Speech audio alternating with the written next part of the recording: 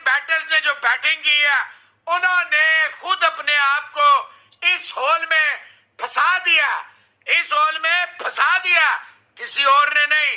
हिंदुस्तानी batsman ने, Santner ने साथ पहली दफा जिंदगी में टेस्ट में 3 विकेटें नहीं दी, 7 दे दी और बड़े मजे मजे से दी।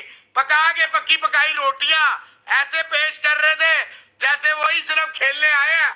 आप तो मैच देखने के लिए आए हैं। New Zealand is fully aware of the fact कि इंडिया के बैटर्स में ये पूरी क्वालिटी है, ये पूरी कैपेबिलिटी है। ये मारने पे आए ना तो दुम्बा बना के ऑस्ट्रेलिया को ऑस्ट्रेलिया में हरा देते हैं। ऐसे तो ये नामुमकिन नहीं है, मिशन इम्पॉसिबल नहीं है, मिशन टफ है।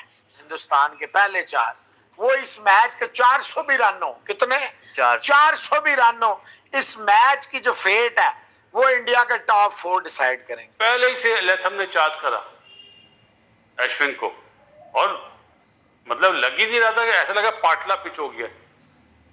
जिस तरह लेथम खेल रहा था तो फील ही नहीं हो रहा था कोई इतना ब्रेक जिस तरह हो रहा था। कैचेस भी ड्रॉप हुए, सरफराज से भी कैच ड्रॉप हुआ। विकेट कीपर से कीपिंग देख के आप आइडिया कर लेंगे बॉल कभी नीचे कभी ऊपर। तो क्या इंडिया सरवाइव कर पाएगा? मुझे तो नहीं लगता कि आप वो सरवाइव कर पाएगा। पंत को पुणे का घमंड तोड़ना पड़ेगा भाई।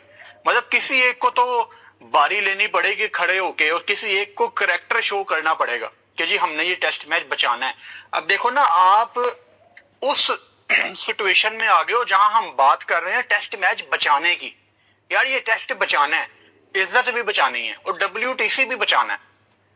वो जब बांग्लादेश ने यहाँ पे आके कोई परफॉर्मेंस ही नहीं दिखाई तो इंक्लूडिंग मी एज वेल, हम लोग रेडी थे कि इंडिया ने न्यूजीलैंड, मतलब इंडियन मीडिया भी न्यूजीलैंड को तो किसी खाते में ही नहीं लिख रहे थे ना। वो ये कह रहे थे 3 न्यूजीलैंड के अगेंस्ट हैं, अच्छा ये भी हम जीतेंगे, 2 बांग्लादेश के अगेंस्ट हैं, अच्छा ये भी हम जीतेंगे।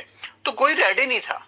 ऐसा लग रहा है कि कोई और ही जो है वो इंडिया की टीम आ गई है भाई। कोई और नया रूप जो है इस टीम ने जो है वो अपना लिया है कि पहले मैच में आप 46 पे आउट होते हैं और 46 पे आउट होने के बाद ये कहा जाता है कि यार जो है पिच को रीड करने में गलती हो गई। ठीक है, एक बार गलती हो गई। जब न्यूजीलैंड की बारी आती है वो जो है वो 400 प्लस बना लेते हैं।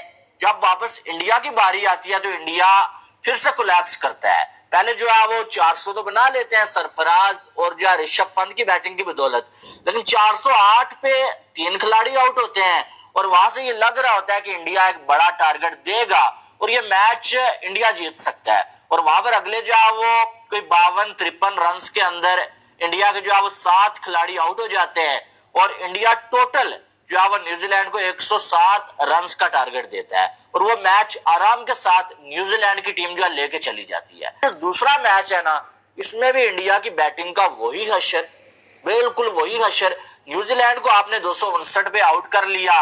कल ठीक है, बड़ा अच्छा इंडिया की टीम ने कमबैक किया था, 197 पे 3 आउट थे और उसके बाद जो है सुंदर ने आके 7 विकेटें ली और 259 पे ऑल आउट कर दिया न्यूजीलैंड को। लेकिन अब इंडिया की जब बारी आई तो इंडिया की टीम 156 पे ऑल आउट हो गई। तो डे 2 पूरा का पूरा न्यूजीलैंड के नाम की है यार। सबसे बड़ा मैं समझता हूँ भारत के लिए मसला ये है कि भारत के लिए मुश्किल जो हो रही है वो ये हो रही है कि भारत के जो बड़े नाम है ना वो परफॉर्मेंस नहीं करके दिखा रहे। रविंद्र जडेजा बैटिंग में आपने देखा आज रन किए, ज्यादा भी कर सकते थे, लेके चले जाते, बल्लेबाज थे। बॉलिंग के अंदर परफॉर्मेंस नहीं उनकी आ रही।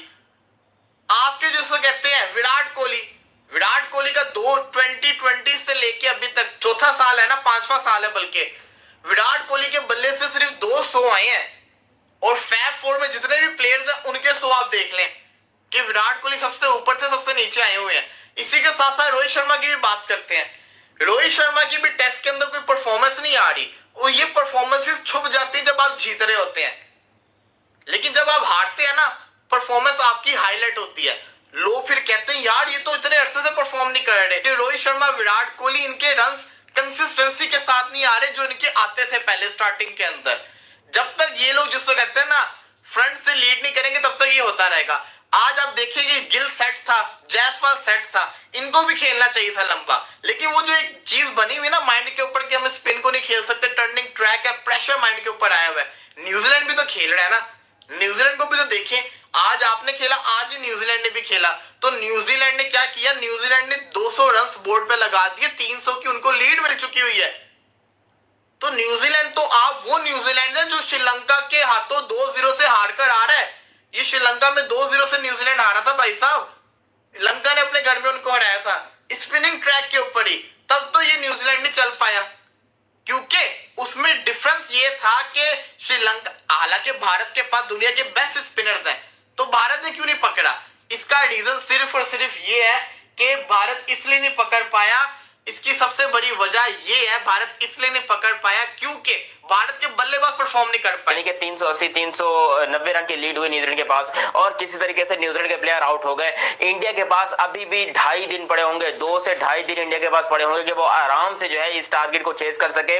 और ये बात हमारे जो गौतम गंभीर साहब हैं, कोच साहब हैं, उन्होंने ये बात पहले कही थी कि भाई इंडिया के पास इतनी कैपेबिलिटी है कि भाई ये बेसबॉल भी खेल सकते हैं, एक दिन में 400 भी बना सकते हैं, और अगर 2 दिन बैटिंग करनी पड़ जाए तो वो भी कर सकते हैं। भाई इंडिया वाले हर तरह से क्रिकेट खेल सकते हैं और कल इंडिया के लिए शायद सबसे बड़ा इम्तिहान है। मैं आपको गारंटेड बता रहा हूं कि इंडिया को ये मैच हर हालत में जीतना है, क्योंकि एक तो सीरीज नहीं हारनी इंडिया को। इंडिया आई थिंक कोई 12-13 सालों से ये बंदे घर पे सीरीज नहीं हारे, तो ये भी एक रिकॉर्ड बचाना है। और दूसरा उन सारे हेटर्स के मुंह बंद करने जो अपने हेटर्स इतने मुंह फैला के बोल रहे कि भाई हिंदुस्तान तो गया, हिंदुस्तान का डाउनफॉल शुरू हो गया, हिंदुस्तान का ये शुरू हो गया, उन सब के मुंह बंद हो गए। क्योंकि लास्ट टाइम भी इंडिया ने सेकंड इनिंग के अंदर क्या कहते हैं, भाई इंडिया हारेगा विजय कहते हैं। देखो ये कोई नहीं कह सकता, ये इनफैक्ट मैं भी नहीं कह सकता कि इंडिया हारेगा, कि बिकॉज भरोसा रखो, मैं आपको कह रहा हूं भरोसा रखो। ये अभी पिछले मैच के अंदर, ज्यादा पुरानी बात नहीं है, पिछले मैच के अंदर इंडिया ने 460 रन बनाए थे सेकंड इनिंग के अंदर, और यहां पर मैच की सेकंड इनिंग बाकी है। मैं आपको इस बात की गारंटी दे सकता हूं कि इंडिया का जब तक आखिरी खिलाड़ी आउट नहीं हो जाता, आप बिल्कुल भी एक्सपेक्ट नहीं कर सकते कि इंडिया ये मैच हार गया है। कोई बात नहीं, इंडिया जीत सकता है, ये बात मैं 100% गारंटेड कह रहा हूं, और जीतेगा, बल्कि जीत सकता क्या है, जीतना चाहिए। क्योंकि जितनी रेपुटेशन टीम इंडिया ने बनाई हुई है, अपना जितना ऑरा बनाया हुआ है, जितना रोला डाला हुआ है दुनिया में कि भाई नंबर 1 क्रिकेट टीम है, इनको जीतना चाहिए और इनको जीतना पड़ेगा, वरना फैंस बहुत नाराज होंगे। आप पहला मैच हार गए, चलो आपने शगुन के तौर पर एक मैच जो है वो दे दिया सामने वाली मेहमान टीम को, डजंट मैटर वो इंग्लैंड हो न्यूजीलैंड हो, इंडिया की हमेशा आदत है कि वो एक मैच जो आराम से दे देते हैं। लेकिन यहाँ पर जो सिचुएशन बनी है वो बहुत खतरनाक की सिचुएशन है, और मुझे लग रहा है कि इंडिया यहाँ पर अफोर्ड कभी भी नहीं कर सकता कि वो एक मैच